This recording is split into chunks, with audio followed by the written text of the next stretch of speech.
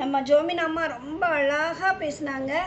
நம்ம ஜோமினா அம்மாவினுடைய வாதத்திற்கு எதிர்வாதம் வைக்கிறதுக்காகவே நம்ம உறவின் நெருக்கம் தான் என்றைக்குமே சிறந்தது, உறவின் நெருக்கம் இருந்தால் அறிவின் பெருக்கம் தன்னால் வரும் அப்படின்னு சொல்கிறதுக்காக நம்ம மதிப்பிற்கும் மரியாதைக்கும் உரிய கவிஞர் திருமதி கோ சங்கரம்மாள் அம்மா திருவெல்லிபுத்தூரிலிருந்து நம்மோட இணைப்பில் இருக்காங்க. அம்மா, நீங்கள் உங்களுடைய முத்தான கருத்துக்களை நீங்கள் இங்கே பதிய வைக்கலாங்கம்மா.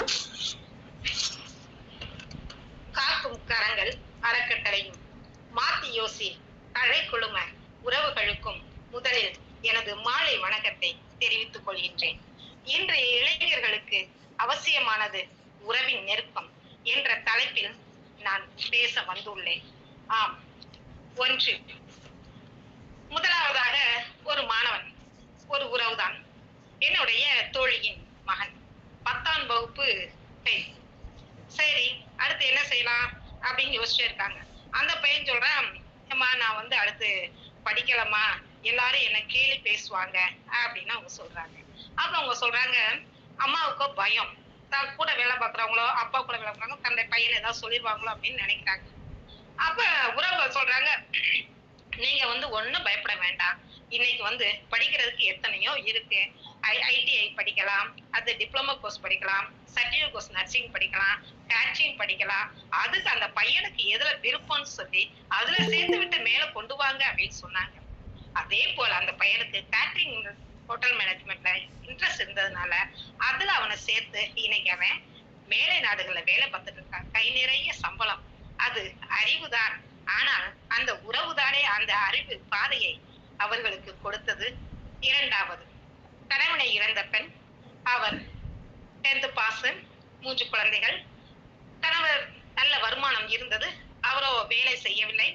அப்போது உறவுகள் சொல்கின்றார்கள், 10th படிச்சுக்கலப்பா, உன்னால முடியும்பா அப்படின்னு தன்னம்பிக்கை வார்த்தைகள் கொடுக்குறாங்க. கொடுத்துட்டு நீ டிசிஏ பண்ணுப்பா, diploma in certificate application TCA course படிங்க அப்படின்னு சொல்லி அவங்கள அந்த உறவுகள் வந்து பணத்தையும் கொடுக்குறாங்க. எந்த நேரத்துக்கு எந்த சென்டருக்கு போகணும் அப்படிங்கிறதையும் சொல்லி கொடுத்தாங்க. 6 மாத காலம் படிச்சாங்க. இன்னைக்கு தன்னுடைய 3 குழந்தைகளையும் தலைமுறை செஞ்சிருக்காங்க அந்த தாய். அதற்கு காரணம் அந்த உறவுகள் தானே. மூன்றாவது, எனக்கு தெரிந்த உறவுக்கார ஆண் மேலை நாடுகளில் வேலை பார்க்கின்றார். அப்போது தந்தையும் தாயும் இங்கு இருக்கின்றார்கள். அவரால் அழைத்து செல்ல இயலவில்லை. தனது உறவினரிடம் சொல்லிவிட்டு செல்கின்றார், நான் பணம் அனுப்புகின்றேன், என்னுடைய தாய் தந்தையரை பார்த்துக் கொள்ளுங்கள் என்று. அவர்கள் உறவினர் தானே என்று பார்த்து கொண்டார்கள். ஒரு சமயம் தந்தைக்கு ஹார்ட் அட்டாக் வருகின்றது. அப்போது தொடர்பு கொள்ள இயலவில்லை. இருப்பினும் அந்த உறவுக்காரர் சொல்கின்றார், பரவாயில்ல, நம்ம பையன் பாடி இருந்தா நம்ம என்ன செய்வோம், நமக்கு யாராவது உதவுவாங்க அப்படின்னு சொல்லி அந்த தந்தையை ஹாஸ்பிட்டல்ல சேர்க்கிறாங்க. அவங்களுக்கு நல்ல வைத்தியம் கொடுக்குறாங்க. 2 நாள் கழிச்சுதான் அந்த பையனுடைய இணைப்பு கிடைக்குது. அப்போ இவங்க சொல்றாங்க, ஐயோ அப்பா எப்படி இருக்காங்க அப்படின்னு தான் கேட்கறாங்க. உடனே அவங்க சொல்றாங்க, இல்லப்பா, நாங்க வந்து அவங்களுக்கு நல்லபடியா அவங்களுக்கு ஆரோக்கியமா இருக்கிறாங்க, மருத்துவமனையில காமிச்சிட்டோம் அப்படின்னு சொல்லி சொல்றாங்க. அப்ப அந்த தந்தை நலமாக இருக்க காரணம் உறவின் நெருக்கம் தானே. அதே மாதிரி இன்னொன்னு சொன்னாங்க, மீராம்மா முனைவர் பட்டம் பெறதுக்கு அறிவுதான் சொன்னாங்க. அந்த அறிவை நீங்க இந்த பாதையில போங்கன்னு சொன்னது உறவுகள் தானே. அந்த உறவுகள் துணை நிற்பதுதானே காரணம். அடுத்தது பவானி அம்மா சொன்னது மாதிரி, இல்லாமல் இன்று எத்தனையோ போர், அதாவது கல்வி இல்லாம அறிவு கூடம் அப்படிங்கிற கல்வி கூடம் செல்லாமலே மாதம் 1 லட்சம் ரூபாய் சம்பாதிக்கிறாங்க. அதாவது ஒரு பெண்மணி, அவங்க கணவர் வந்து பேங்க்ல வேலை பார்த்தாங்க, மேனேஜரா வேலை பார்த்தாங்க, நல்ல கை நிறைய சம்பளம். அதனால அவங்களுக்கும் வேலைக்கு போக முடியல, போக தேவையும் இல்லை. ஒரு காலகட்டத்துல அவருடைய நண்பர்கள் அவரை ஏமாற்றி விடுகின்றார்கள். இருக்கின்ற சொத்து எல்லாம் தொலைத்து விடுகின்றார்கள். அப்போது உறவுக்காரர்கள் சொல்கின்றார்கள், ஏமா உனக்கு தான் சமையல் நல்லா தெரியும்லப்பா, நீ அதை செய்ய, நாங்க துணை நிற்போம்னு சொல்லிட்டு ஒரு உறவுக்கார பெண் வந்து தனக்கு கணவன் இல்லை, என்னுடைய வீடை நான் உங்களுக்கு தரேன், பொன்போஷனம் கொடுத்து அவங்களுக்கு செலவுக்கும் கொடுத்து நீ வா, அதுக்கப்புறம் என்னுடைய கடனை அடைக்கலாம்னு சொல்லி இன்னைக்கு அந்த அம்மா மாதம் 1 லட்சம் ரூபாய் வாங்கிட்டு இருக்காங்க. அது பணம் கொடுத்தது, இடம் கொடுத்தது உறவினர்கள் தானே. அது அறிவின் பெருக்கத்தால் பணம் சம்பாதித்தால் மட்டும் போதுமாக இல்லை. பணத்தை இந்த நிலையில் நீங்கள் முதலீடு செய்யுங்கள், உன் தலைமுறை வாழும் என்று கூறுவது உறவுதானே. பணம் சம்பாதித்த பின் யாருடைய உறவு கை கொடுக்கும் என்றுதான் மனம் ஏங்குகிறது. ஆம், பணத்தின் பின் சென்ற பின் 60 வயதிற்கு பின் ஏங்குவது சொந்தத்திற்குத்தானே, பணத்திற்கு அல்ல. எனவே பணம் என்பது நாம் வாழ்வதற்கு மட்டும்தான். அந்த வாழ்க்கையும் நாம் நிம்மதியான வாழ்க்கையாக வாழ்வதற்கும் நமக்கு தோள் கொடுத்த ஒரு தோழனாக இருப்பதும் உறவுதான் என்பதை சொல்லி, இன்று ஒரு தோழியின் பேச்சு ஒரு மாத காலத்துக்கு முன்னாடி நடந்த நிகழ்வு. ஒரு தோழியின் கர்ப்பப்பையின் நீர்க்கட்டிகள். அவருக்கு வயது 30 தான், குழந்தைகள் இல்லை. அப்போது அவருக்கு ஐடி ஃபீல்ட்ல தான் இருக்காங்க, நிறைய சம்பாதிக்கிறாங்க. காசு பணம் எல்லாமே நல்லா தாராளமா செலவு பண்ணிட்டாங்க. இப்ப திடீர்னு 3 லட்சம் அவங்களுக்கு தேவைப்படுது. அப்ப போய் அவங்க சொல்றாங்க, அவங்க பெரியம்மா, அக்கா, தம்பி 3 பேரும் சொல்றாங்க, 3 லட்சம் தானே, 30 லட்சமா இருந்தா என்ன, நாங்க வீட்டை வித்து கூட உனக்கு செலவு பண்ணுவோம்ப்பா, உனக்காக நாங்க இருக்கோம் அப்படின்னு சொல்லி 1 மாத காலத்துக்கு முன்னாடி அந்த நீர்க்கட்டிகளை கர்ப்பப்பையில இருந்து அகற்றிட்டு இன்னைக்கு சுகமா இருக்காங்க. அதுக்கு காரணம் யாரு? அந்த சொந்தங்கள் தானே. அவர் தன்னுடைய அறிவின் திறமை கொண்டு யோசித்திருந்தால் யாருடைய தயவையும் நாடி இருக்க மாட்டார். எனவே தயவு என்பது சுகம்தானே தவிர சுமை அல்ல. எனக்கு தெரிந்த 2 ஊர்கள் எங்கள் ஊர் பக்கம். ஒன்று ராணுவ ஊர், பெருமாள் தேவன்பட்டி என்ற ஊர். 2வது சுந்தரபாண்டியம். இந்த 2 ஊர்களும் இருவேறு நிலைகளில் மாறுபட்ட நிலை.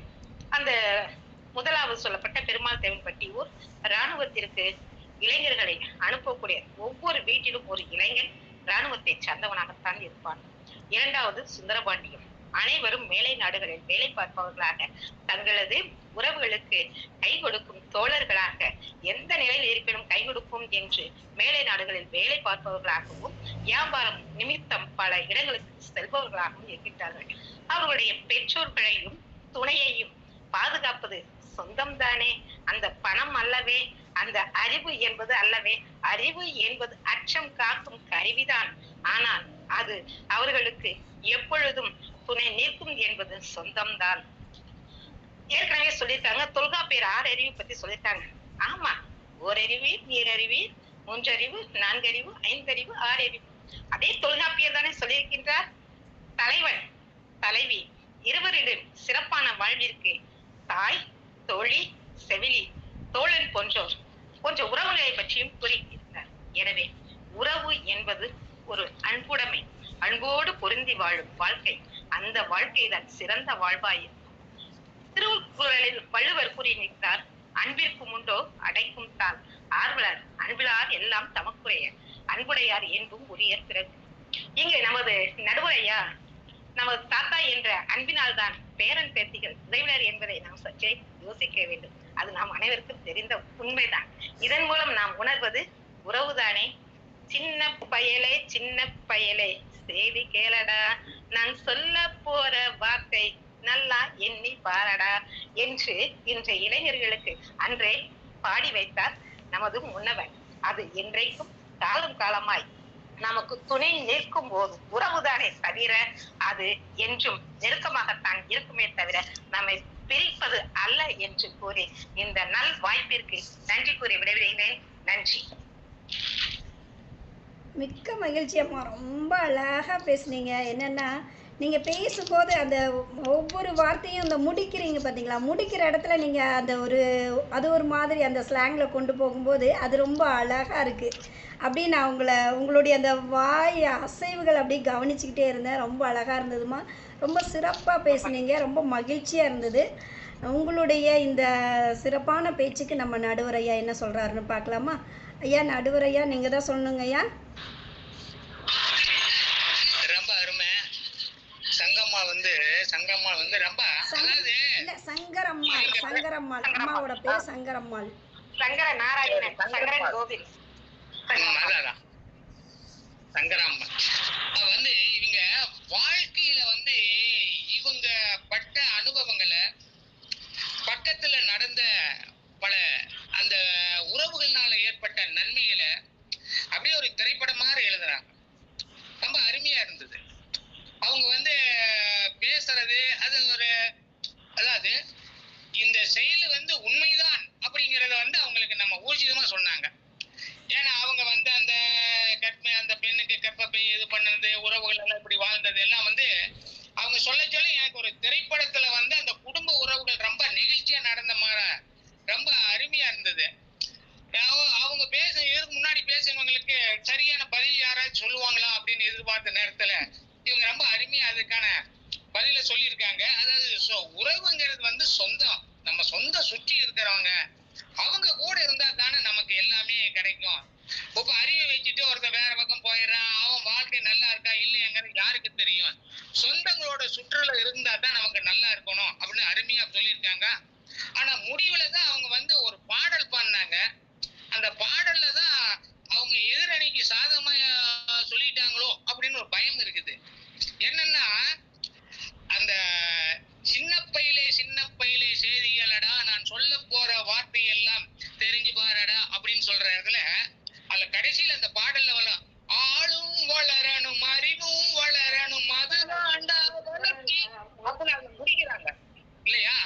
அப்ப ஆள் வளர்றப்ப உறவுகளையோட அந்த அறிவின் வளர்ச்சி தான்ங்கிறது அந்த லைன்ல வருது.